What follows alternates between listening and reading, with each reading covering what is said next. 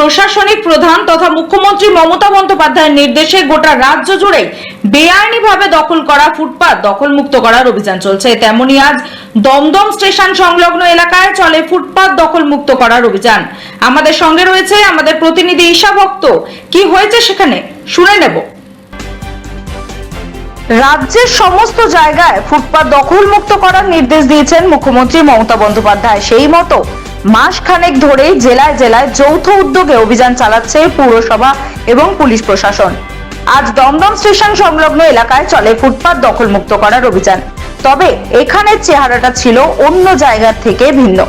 বহু জায়গাতেই দেখা গেছে ফুটপাত দখলমুক্ত করতে গিয়ে হকারদের বিক্ষোভের মুখে পড়তে হয়েছে প্রশাসনকে।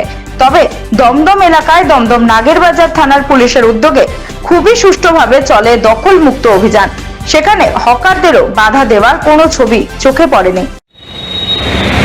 মুখ্যমন্ত্রী মমতা বন্দ্যোপাধ্যায়ের নির্দেশের পর আমরা বহু জায়গাতে দেখেছি যে পুলিশ হকারদের দ্বারা দখল করা বেআইনি জায়গা দখলমুক্ত করছে এবং সেই পরিস্থিতিতে সেখানে কিন্তু বহু জায়গাতেই বচসা সৃষ্টি হয়েছে।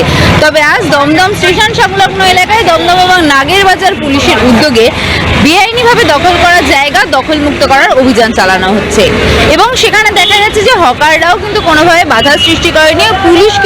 পুলিশ প্রশাসন পুরোপুরি সুষ্ঠুভাবে এই দখলমুক্ত অভিযান চালাচ্ছে।